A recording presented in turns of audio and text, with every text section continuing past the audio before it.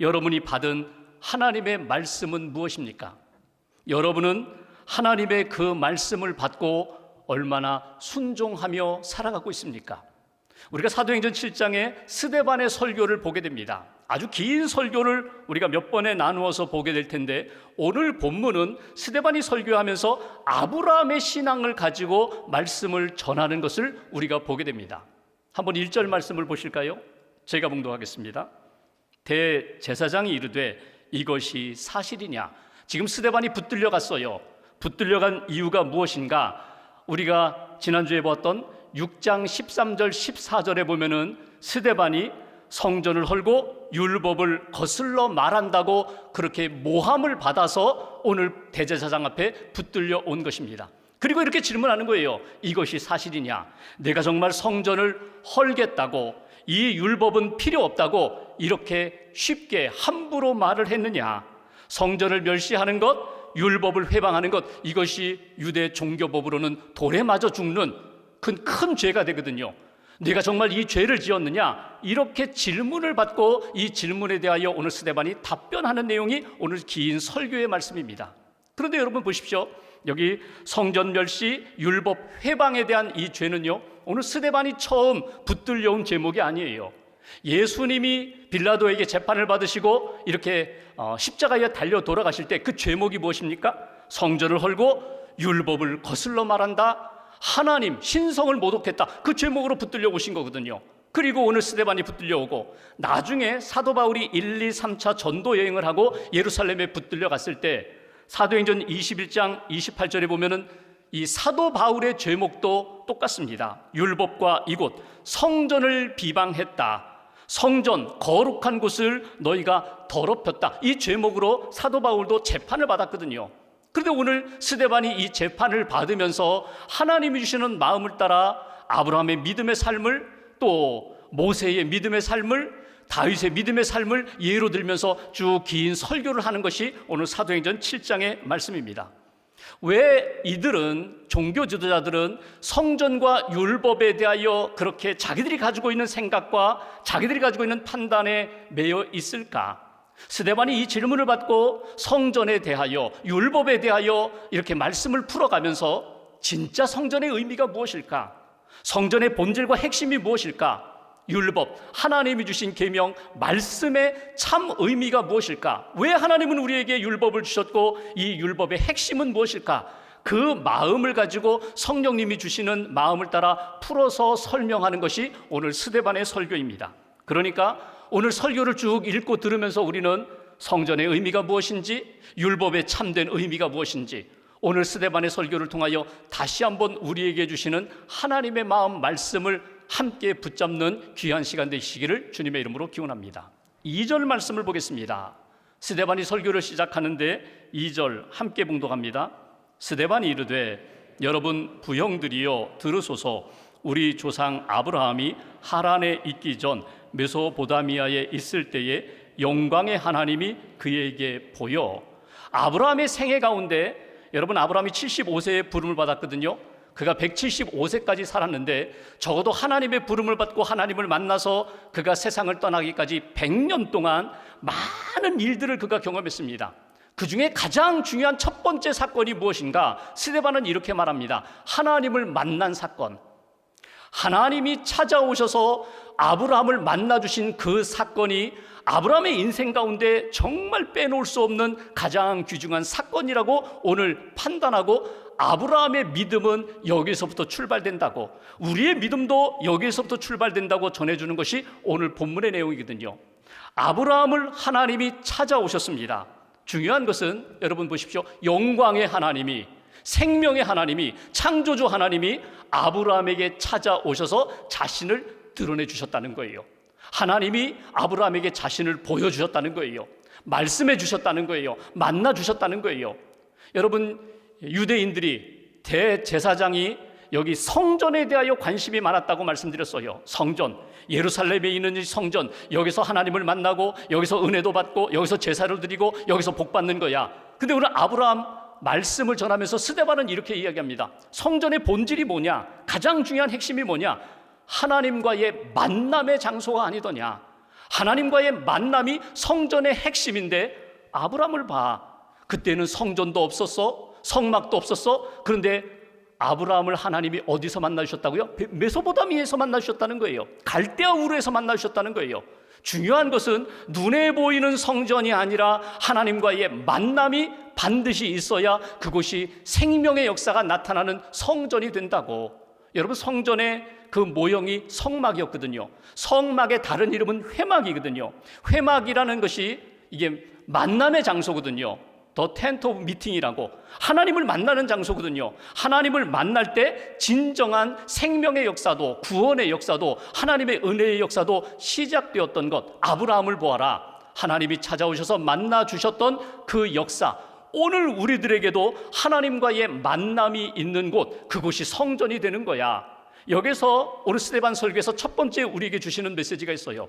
하나님이 아브라함을 만나 주셨습니다. 하나님이 아브라함을 만나 주셨던 것처럼 하나님이 오늘 저와 여러분들을 만나 주신다는 거예요. 하나님을 만날 때에 우리의 인생이 새롭게 변화된다는 거예요. 구원의 역사가 시작된다는 거예요. 생명의 역사가 나타나기 시작한다. 아브라함이 노력해서 하나님을 찾고 찾아서 만난 것이 아니라 하나님이 먼저 주도권을 가지시고 아브라함에게 찾아오셔서 만나 주셨다. 그리고 그의 인생을 이제는 세상에 속한 인생이 아니라 하나님께 속한 믿음의 인생으로, 믿음의 조상되는 삶으로 하나님이 바꾸어 주신 것을 놓치지 말아야 한다. 여러분, 갈대아 우르에 있을 때 하나님이 만나셨어요? 이스라엘 백성들이 생각할 때 성전에서 하나님을 만나야 되는데 아브라함은 메소포타미아에서 하나님을 만난 것처럼 오늘 우리들의 삶 가운데 성전의 핵심인 하나님을 만나고 예수님을 만나는 것, 예수 그리스도, 우리의 진정한 성전 되시는 그분을 만날 때에 오늘 아브라함이 믿음의 사람으로 우뚝 서게 되는 것처럼 오늘 우리의 인생도 믿음의 인생으로 새롭게 출발된다. 이것이 오늘 스데반이 전하는 메시지예요. 그렇다면 우리가 이렇게 생각할 수 있겠죠? 아브라함이 75세에 하나님을 만날 때 얼마나 대단하기에, 얼마나 거룩하기에, 얼마나 죄가 없기에 하나님이 일부러 찾아가셔서 아브라함을 만나주셨을까? 여러분, 아브라함의 아버지가 데라거든요. 우상을 만들고 우상을 팔았던 사람이거든요. 그러니까 아브라함도 그 아버지 밑에서 그렇게 거룩하지 않았어요? 아브라함 그렇게 변변하지 못했어요? 그럼에도 하나님이 은혜로 찾아가셔서 만나셨다는 거거든요. 오늘 우리들의 삶도 다르지 않습니다. 여러분, 하나님이 우리에게 찾아오셔서 만나주시는 것, 이게 은혜입니다. 이게 하나님의 사랑입니다. 이게 하나님이 우리에게 주신 복이에요. 우리가 기도할 때에, 예배 드릴 때에 하나님의 말씀을 읽는 가운데 내가 있는 그 장소, 내가 있는 그 시간에 하나님이 찾아오셔서 나를 만나주심으로 내 인생이 바뀌었습니다. 인격적으로 하나님을 만나는 사건, 그것이 우리 인생에 필요하다는 거예요. 정직하게 여러분 자신에게 한번 질문해 보십시오. 나는 영광의 하나님을 만났나? 나는 인격적으로 하나님과 만나, 예수 그리스도와 만나 믿음의 삶을 살고 있는가? 아직도 예수님을 만나지 못했다면, 아직도 예배는 드리는데 하나님의 임재하심 가운데 영광의 하나님을 만나지 못했다면 이 시간 하나님 앞에 마음을 열고 기도하는 거예요. 하나님, 아브라함에게 찾아오셔서 만나 주셨던 것처럼 이 시간 내게 오셔서 나를 만나 주세요. 말씀으로, 성령으로, 하나님의 영으로 만나 주시고 오늘 아브라함처럼 은혜의 사람, 믿음의 사람으로 변화시켜 달라고. 두 번째 3절 말씀 보실까요? 오늘 스데반의 설교 3절 함께 봉독합니다. 이르시되 내 고향과 친척을 떠나 내가 네게 보일 땅으로 가라 하시니. 만나 주신 하나님이 이번에는 아브라함에게 말씀을 하십니다. 근데 그 말씀이 명령이에요. 3절 다시 한번 보십시오. 두 가지 동사가 나와요. 여기 떠나라는 동사와 가라라는 동사예요. 갈대아 우르, 본토 친척 아비집을 떠나라. 창세기 12장 1절입니다. 여기서는 안 된다는 거예요. 이 땅에서는 안 된다는 거예요. 이 문화 속에서는 생명과 구원의 역사를 경험할 수 없으니 이 갈대아 우르, 메소포타미아를 떠나라. 이스라엘 백성들이 애굽에서 종살이하던 그들, 애굽에서 구원하고 애굽에서 정권을 바꿔가지고 애굽에서 가나안 땅처럼 살게 하시는 하나님의 역사가 아니라 애굽에서는 나와야 한다는 거예요. 애굽에서, 어둠과 죄의 땅에서는 구원의 역사를 너희가 경험할 수 없으니 애굽에서 나와야 한다. 애굽을 떠나라. 오늘 하나님이 우리에게 주시는 명령도 다르잖아요. 내가 죄와 어두움과 세상 속에 물들었다면 이곳을 떠나야 하나님의 구원과 생명의 역사를 만나게 된다. 어디로 가라고요? 내가 네게 보일 땅으로 가라. 그 땅이 어디입니까? 가나안 땅입니다. 그 땅이 어디입니까? 믿음의 사람으로 이야기하면, 야곱으로 이야기하면 베델입니다.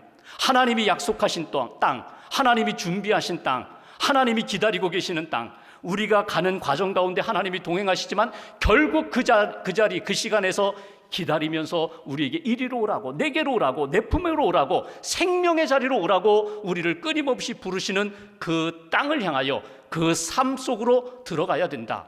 이 두 가지 명령을 받았는데 4절 말씀 보십시오. 아브라함이 어떻게 합니까? 갈대아 사람의 땅을 떠나 하란에 거하다가 그의 아버지가 죽음에 하나님이 그를 거기서 너희 지금 사는 이 땅, 가나안 땅으로 옮기셨느니라. 처음 출발은 좋았어요. 갈대아로 떠났어요. 그런데 아버지와 함께 가나안 땅을 향하여 가다가 하란이라는 지역에 머물러 정착해버립니다. 처음 명령은 순종했는데 하나님이 가라고, 거기서 기다리겠다고, 거기서 복 주겠다고 하셨던 가나안 땅까지 이르지 못하고 하란에 머무르게 되었다는 거예요. 정착하게 되었다는 거예요. 여러분, 여기서 하나님이 아브라함에게 명령을 주시고 말씀을 주시고 아브라함이 순종했던 그 역사를 쭉 설명하면서 이스라엘 백성들이 관심 갖고 있는 게 뭐라고요? 율법이거든요. 오늘 스데반에게 내가 율법을 회방했느냐? 율법을 무시했느냐? 여러분, 율법이 무엇입니까? 이게 곧 계명이거든요. 십계명이거든요. 말씀이거든요. 명령이거든요. 이 명령을 언제 주셨어요? 이스라엘 백성들이 애굽에서 구원해낸 다음에 애굽에서 홍해를 건너 광야에 나오고 시내 산에 있을 때 하나님이 모세를 부르셔서 계명을 주셨거든요. 그 출애굽기 19장 20장을 보시면 십계명에 주신 배경이 나오는데 19장에 보면은 이런 말씀을 하십니다. 내가 너희에게 계명, 언약을 줄 텐데 이 언약을 지키면 너희는 나의 소유가 될 것이다. 제사장 나라가 될 것이다. 거룩한 백성이 될 것이다. 하나님이 계명을 왜 주셔요? 하나님이 말씀을 왜 주셔요? 하나님이 우리에게 왜 명령을 주셔요? 속박하려고 주시는 것이 아니라 하나님의 구원받은 백성이 구원받은 백성답게 살아가도록, 하나님의 은혜를 받고 구원받은 것에 머물지 않고 하나님이 주시는 은혜와 복을 누리며 살도록, 쉽게 말하면요, 하나님의 백성을 온전히 만들기 위하여 하나님이 율법도 주시고 말씀과 계명을 주신다는 거예요.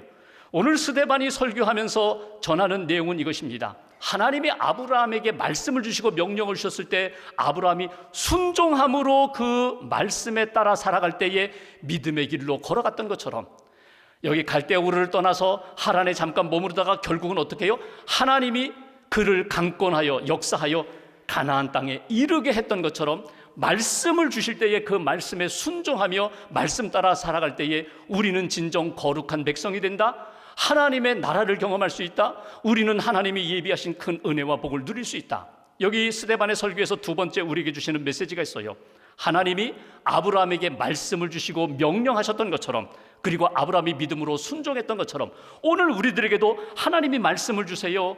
하나님이 성령님을 통하여 끊임없이 말씀을 주실 때에, 명령하실 때 그 말씀에 순종하며 끝까지, 하나님이 기다리시는 그 시간까지, 하나님이 기다리시는 그 자리까지 나아갈 수 있는 하나님의 사람이 되어야 한다.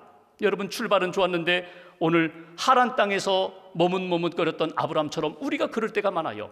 하란이라는 말이 교차로라는 뜻이거든요.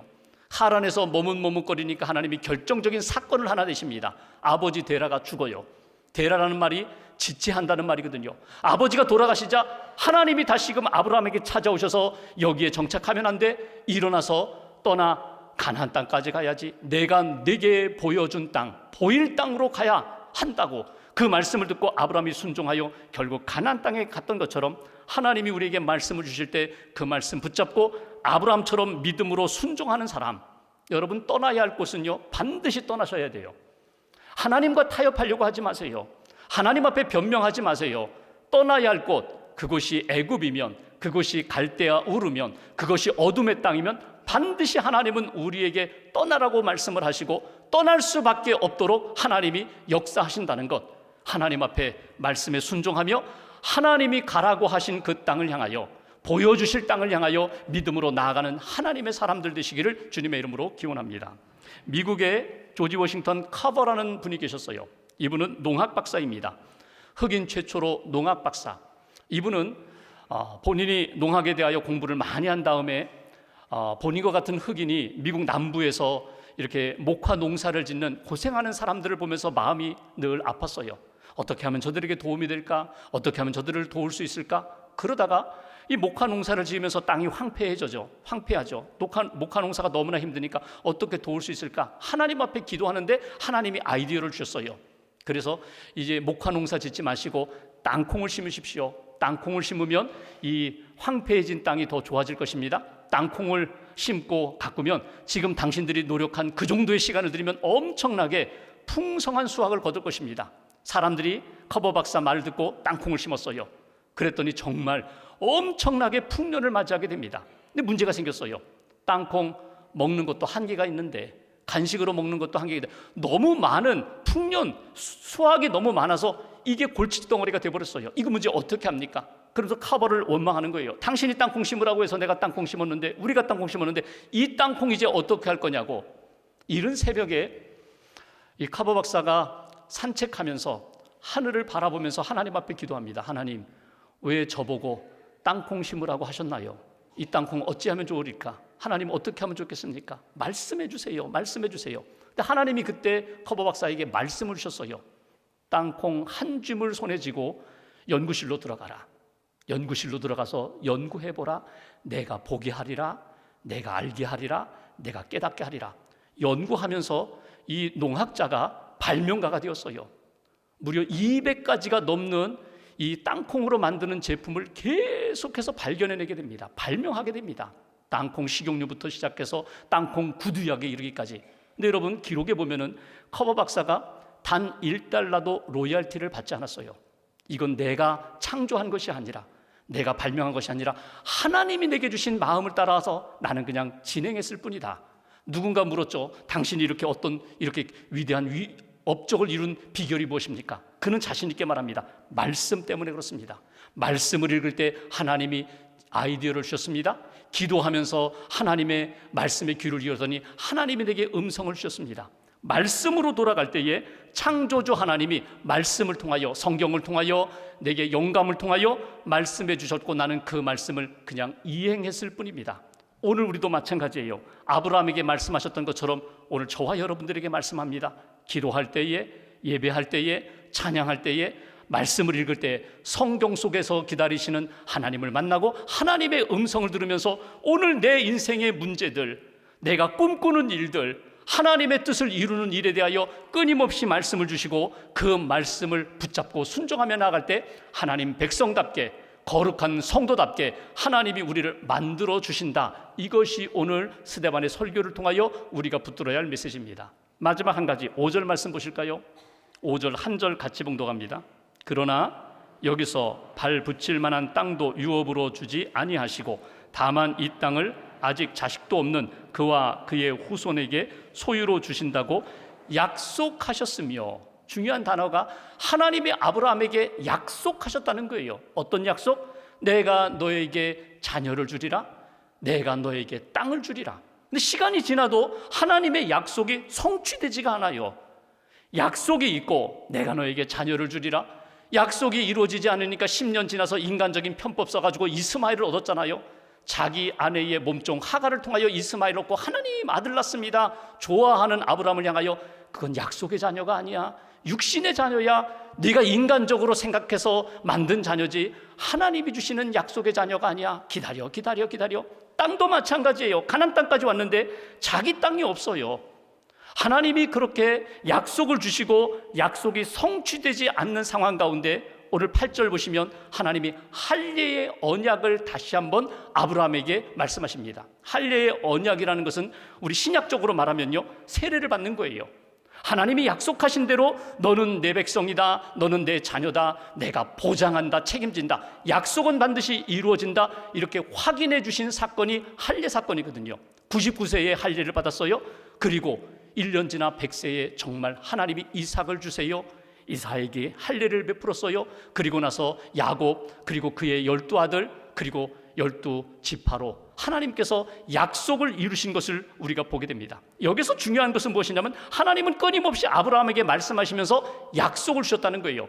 그 약속을 아브라함이 믿고 소망 가운데 기다렸던 것을 주목하라.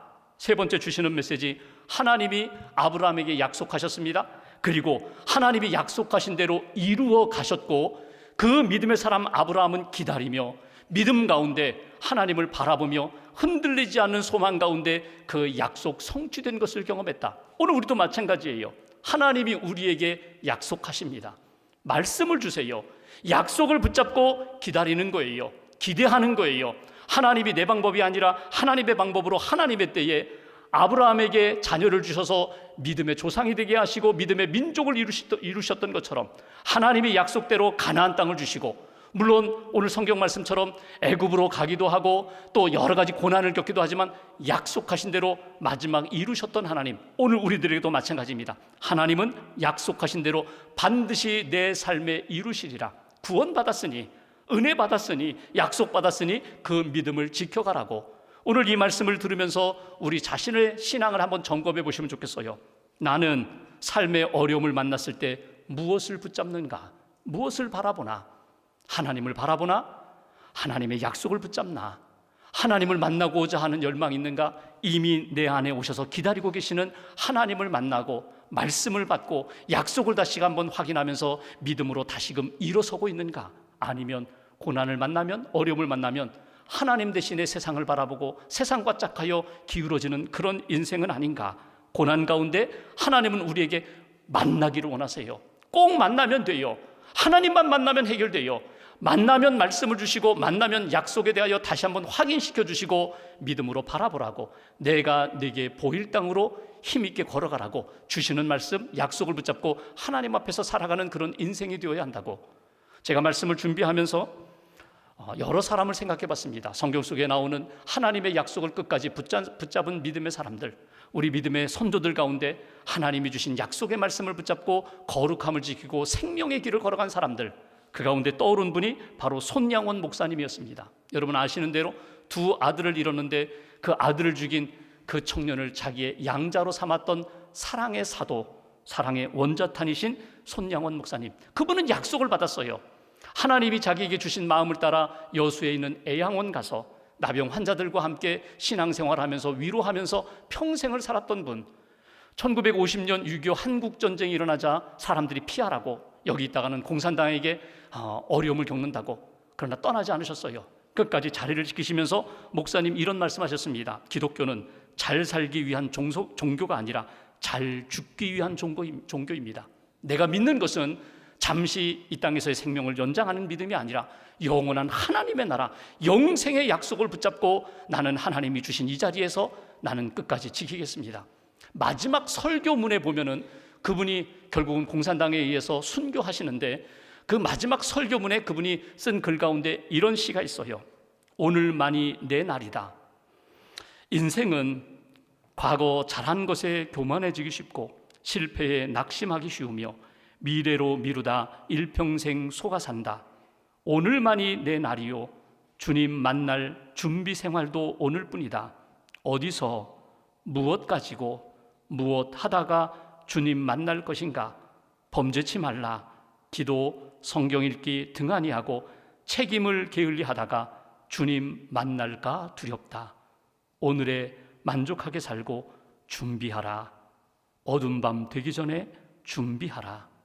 오늘 스데반의 설교를 통하여 다시 한번 내게 주시는 하나님의 음성을 들을 수 있기를 원합니다.